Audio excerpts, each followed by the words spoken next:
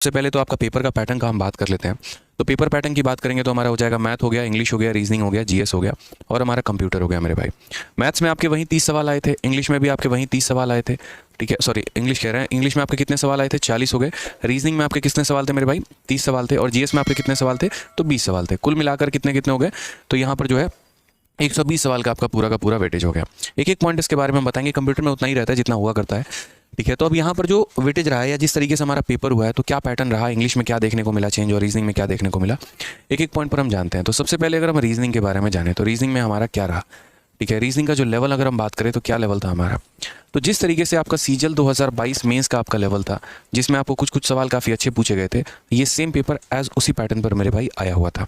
ठीक है, जैसे अगर आप देखेंगे यहाँ पर कि कुछ सवालों का लेवल काफ़ी इजी था, कुछ के मॉडरेट थे, कुछ के काफ़ी कैलकुलेटिव थे। तो यहाँ पर जैसे इनइक्वालिटी के ऊपर 2-3 क्वेश्चन आपका दिया गया था, वो थोड़े से बच्चों को काफ़ी ज़्यादा फंसा रहा था। तो आपको थोड़ा सा कोडेड इनइक्वालिटी वाला जो टॉपिक है वो आपको थोड़ा सा तरीके से पढ़ के जाना है। समझ में आ गया मेरी बात भाई यहाँ पे।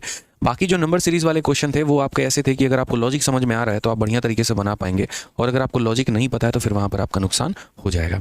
तो ये भी बात का आपको ध्यान रखना था। 2-3 टॉपिक ऐसे हैं जैसे इनइक्वालिटी हो गया, आपका नंबर सीरीज हो गया, सिलोगिज्म हो गया, ठीक है, स्टेटमेंट अजम्पशन हो गया आपका यहाँ पर ये। तो इन टॉपिक्स में आपको क्या करना है मेरे भाई यहाँ पर, तो इन टॉपिक्स की गहन थोड़ी सी प्रैक्टिस करनी है अच्छी तरीके से। जो है आप लास्ट 3 ईयर के, ज़्यादा नहीं मेरे भाई, लास्ट 3 साल का पूरा पेपर आप लगा के चले जाओ, इतना आपके लिए काफ़ी है। अगर आपका आगे और भी आप पेपर देने वाले हो और भी आप जो है सीजल 2023 का आपका पेपर है और भी कोई पेपर है, तो उनके लिए आखिरी 3 सालों का ये जो है सवाल लगाकर आप चले जाओगे तो काफ़ी रहेगा। इंग्लिश में अगर हम बात करते हैं, इंग्लिश में हमारा पैटर्न क्या था, किस तरीके से इंग्लिश में आप पूछा गया, तो मेरे भाई इंग्लिश में बहुत ज़्यादा कुछ खास चेंजेस देखने को नहीं मिला है। आपका जो रहा है पेपर वो सेम रहा है जैसे आपको पहले पूछा गया था।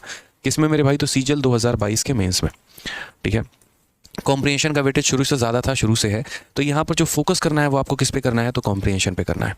जो बच्चे कॉम्प्रिहेंशन को थोड़ा लाइट लेकर चल रहे हैं मेरे भाई, लाइट मत लीजिए। आपका चाहे पैसेज हो गया, चाहे पीक्यूआरएस हो गया, चाहे क्लोज टेस्ट हो गया, यहाँ पर जो है आपको पूरा का पूरा अच्छे तरीके से कमांड बनाना है। इंग्लिश का मतलब सिर्फ ग्रामर नहीं होता, इंग्लिश का मतलब सिर्फ वोकैबलरी भी नहीं होता, कॉम्प्रिहेंशन भी एक बहुत मेजर पार्ट उसके अंदर रोल प्ले करता है। ठीक है, जो समय बचाता है वो कॉम्प्रिहेंशन ही है और जो समय बिगाड़ता है वो कॉम्प्रिहेंशन ही है। ऐसा नहीं है कि एरर के सवाल में 1 मिनट की जगह आप 10 मिनट ले लेंगे। समझ में आएगा तो एक बार में क्लिक करेंगे, नहीं आएगा तो जय माता दी लगा के आगे बढ़ जाएंगे। लेकिन कॉम्प्रिहेंशन में अगर 5 सवाल आए हैं तो अगर आपको तरीका नहीं पता है तो आप 5 बार मेरे भाई जो है वो यहाँ पर पैसेज को पढ़ोगे और उसमें अपना लंबा समय जो है वो वेस्ट करोगे। इसलिए इस बात का ध्यान रखो यहाँ पे कि कॉम्प्रिहेंशन वाले पार्ट पे थोड़े से अच्छे से पकड़ बना के चलो।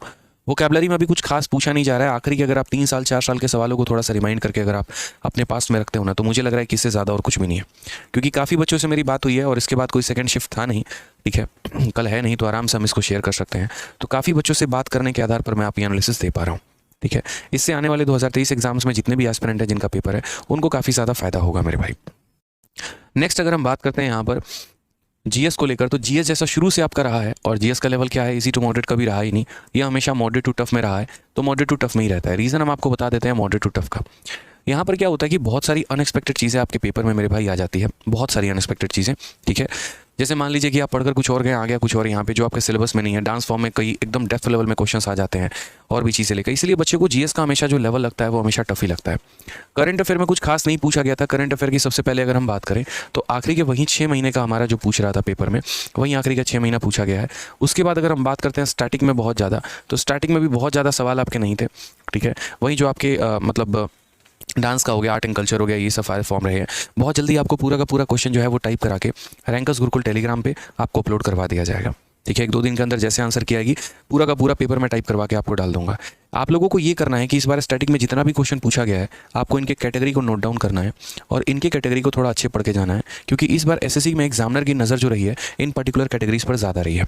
जैसे मान लीजिए अगर कंट्री कैपिटल है तो कंट्री कैपिटल आप पढ़ के जाएंगे, करेंसी के ऊपर पूछा गया तो उसको पढ़ के जाएंगे, डांस के ऊपर है तो उसको पढ़ के जाएंगे, आर्ट एंड कल्चर के ऊपर है तो उसको पढ़ के जाएंगे। ठीक है, वो टॉपिक्स को आपको मिस आउट नहीं करना है। ठीक है, और बाकी जो आप जीएस में पढ़ के जाते हैं आपको उसका अपना कंप्लीट रिविजन करना है ताकि आप जो है आने वाले परीक्षाओं में थोड़ा अच्छा स्कोर कर पाएँ। अगला सवाल जो आता है मेरे भाई यहाँ पर जीएस के बाद कि सर मैथ्स का पेपर कैसा रहा है।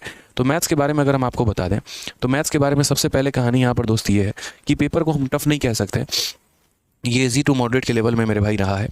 ऐसा है यहाँ पर कि स्टैटिस्टिक्स के आपके 2 इजी टू मॉडरेट, बहुत ज़्यादा टफ नहीं था। 1-2 क्वेश्चन ऐसे थे जो कैलकुलेटिव थे। ठीक है, उसके अलावा यहाँ पर जो है बहुत ज़्यादा चेंज देखने को नहीं मिला है। स्टैटिस्टिक्स की अगर हम बात करते हैं तो स्टैटिस्टिक्स में हमारा जो है वो हमारा क्वेश्चन एक मीन के ऊपर भी था और एक हमारा क्वेश्चन जो है वो मीडियन के ऊपर भी था, जैसा कि बच्चे बता रहे हैं। उसके बाद यहाँ पर एक प्रोबेबिलिटी का भी क्वेश्चन काफ़ी अच्छा था जो मैंने अभी टाइपिस्ट को दिया है टाइप करने के लिए, और वो हो रहा है। तो प्रोबेबिलिटी का भी क्वेश्चन ऐसा था जो वेन डायग्राम के कंसेप्ट पर जो है मिक्स किया जा सकता था।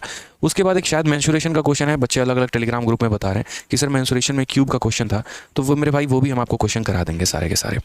तो बढ़िया बढ़िया क्वेश्चन आपके पूछे गए। मेंसुरेशन का वो वाला कंसेप्ट था जो 2017 के सीजल के मेंस में आपको पूछा गया था, पिरामिड कटिंग के ऊपर था यहाँ पे। तो ये बहुत ही बढ़िया सवाल था, ठीक है मेरे भाई। तो इस तरीके का हमारा था, और हम मैथ्स के पूरे क्वेश्चंस को भी हम सॉल्व करने वाले हैं। जो क्वेश्चन आसान होगा उसको आप आसानी तरीके से सॉल्व करिएगा, ठीक है। जो थोड़ा मुश्किल होगा उसमें